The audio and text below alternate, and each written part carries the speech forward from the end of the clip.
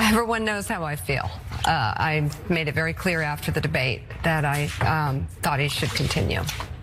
But that was not what most people wanted. So, but Joe Biden is the kind of person who pulls himself up from rock bottom, and I think he could have stumbled into it. I really do. That was a video clip from Case Study QB, who watches cable news and clips out the relevant moments so you don't have to watch it. So thank you for that. But last week, Mika Brzezinski admitted that she thinks that Joe Biden could have stumbled his way into a second term had he remained in the 2024 presidential race. Welcome back, everyone. Today, we're diving into a fiery critique from Anna Kasparian, who doesn't hold back. From Joe Biden's presidency and its controversies to the disconnect in media narratives, Anna takes a hard look at biased reporting, foreign policy missteps, and public frustration. Is the mainstream media shielding Biden from accountability, or are they simply out of touch with reality? Stick around as we unpack the bold and unapologetic takes that are shaking up the conversation. A small portion of why she thinks that. Maybe she makes a better point with fuller context involved. So let's take a look. People responded very badly when he beat Trump during that campaign to Trump bullying him or going after his remaining son. People stood up for Joe Biden because they knew who he was. They know who he is. And I think an aging Joe Biden is very self-aware about that, and so is his team around him. And he's still 10 times more qualified than what we've got. And he's qualified to manage the world stage. I think after that disastrous debate, he did a news conference. Remind me, Lemire, was it the NATO summit? Yeah, a couple weeks later. NATO summit was at Washington. 8 at night. And yep, he got names wrong. Yep, he had to correct himself a few times. But his knowledge of world affairs was in depth and clear.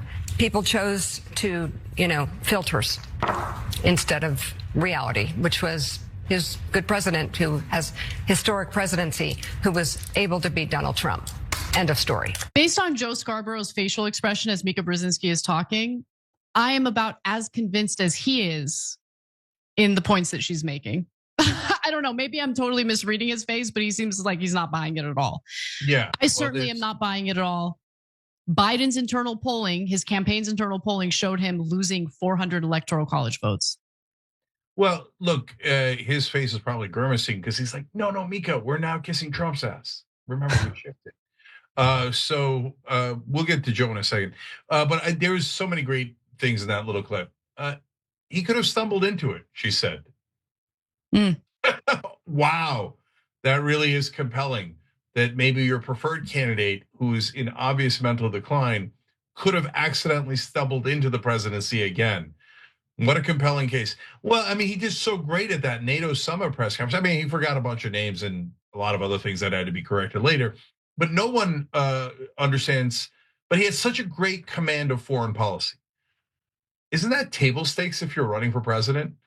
I mean, I know it isn't lately. Trump barely knows foreign policy, and Biden's foreign policy was, Israel, what should I write in the blank check I'm about to send you for slaughtering Palestinians? The media's bias and attachment.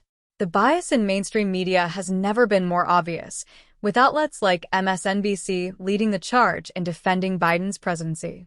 Mika Brzezinski's claim that Biden could stumble into a second term highlights just how disconnected media elites are from everyday Americans. Instead of addressing his administration's real challenges, figures like Brzezinski and Joe Scarborough focus on shaping a narrative that fits their political views. By spoon-feeding audiences overly positive portrayals, they shield Biden from accountability, further eroding public trust. This selective reporting ignores growing dissatisfaction, particularly on issues like foreign policy and economic struggles, leaving many Americans disillusioned. Adding to the controversy, Biden's frequent public gaffes and apparent cognitive struggles are becoming harder to ignore, except for media outlets determined to protect him. His missteps at the NATO summit, where he forgot names and needed corrections, highlight real concerns about his mental acuity. But instead of addressing these issues, the media doubles down, portraying him as a seasoned leader. This reluctance to confront reality only widens the gap between the press and the public. Unpopular, as a poll that we just shared with you guys shows, only 20% of Americans liked his policy towards Israel, and among the young, it was under 10%. So wow, what command of foreign policy? Okay, so it just, every part of this is comical, but the most hilarious part was when she said that people chose filters instead of reality. You're the filter, Mika. You're the filter who is detached from reality. His own advisors said 0% chance of winning, 0% but that's reality. But Mika's filter is, oh, so if you add another 1 and another 0, that gets to 100%. So Biden would have won. Biden would have won. No, you're the ludicrous filter. Yeah, look, Biden suffering from mental decline as he was in the top political post in the country, the most powerful position, certainly in the United States, but most powerful position worldwide. Let's keep it real. She was okay, right? Like her audience is there. It's not impacting her cushy life negatively in any way, shape, or form. Inflation, what inflation? Inflation is just totally unbothered by that. In fact, I remember after the presidential election, she and Joe Scarborough did a segment where Joe Scarborough was shocked at the price of butter. He's like, oh my God, $8? $8 for a stick of butter? Yeah, Joe, where have you been, homeboy? And it's because they're unbothered, they're untouched by the disastrous policy decisions and some of the economic issues that riddled Biden's term.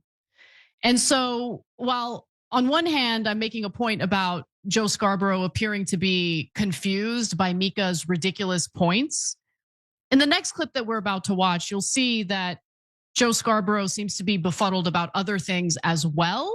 Foreign policy and public backlash. Biden's unwavering support for Israel has alienated many Americans, especially younger voters. As tensions rise, his blank check approach to Israel's policies appears out of step with public opinion. Recent polls show only 20% of Americans approve of his stance on Israel, with support among young voters dropping to under 10%. This stark divide reflects a leadership increasingly disconnected from the electorate's priorities. At home, economic hardship continues to add pressure. Inflation is straining household budgets, and something as simple as skyrocketing butter prices highlights just how out of touch political and media elites are. Joe Scarborough's shock at grocery costs epitomizes this disconnect, showing how insulated the ruling class is from everyday struggles. For many, these financial pressures are a reminder that Biden's policies haven't delivered real relief, fueling frustration with leadership that seems distant from reality. Matthews just made a reference to. What was that? Yeah, so he makes such antiquated references. In the old days, they would have this. Anyway, I don't even want to explain it. Let's get to the okay. Yeah, don't go ahead.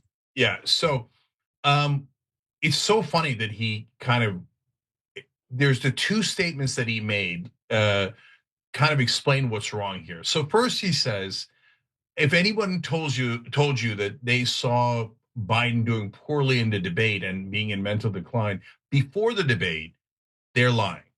Now that's hilarious, right? Because half the country saw that Joe Biden was in mental decline and they thought he was going to do terrible in the debate, and they were right.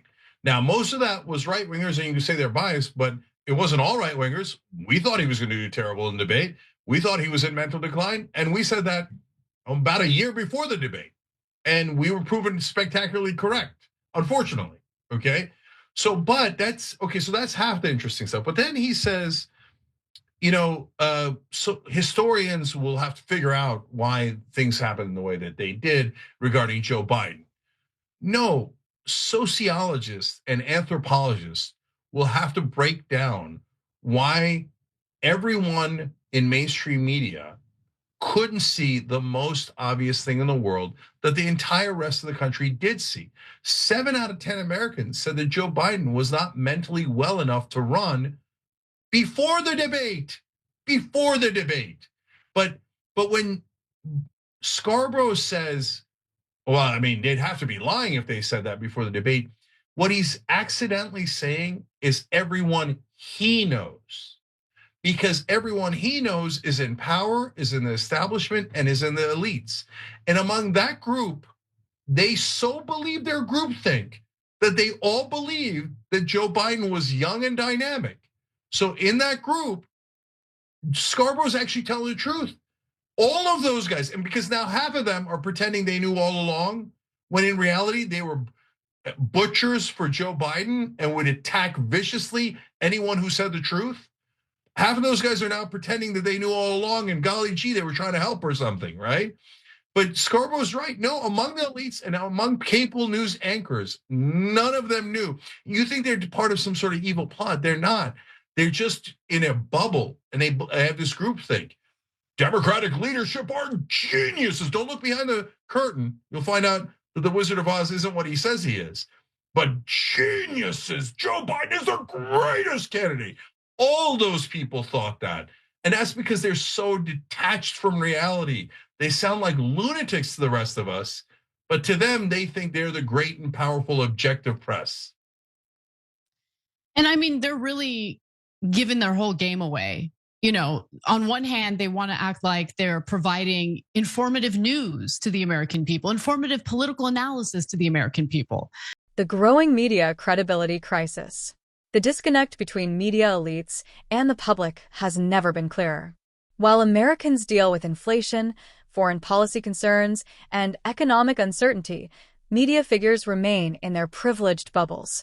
This detachment allows them to maintain a favorable, even celebratory, view of Biden's presidency, despite widespread public dissatisfaction.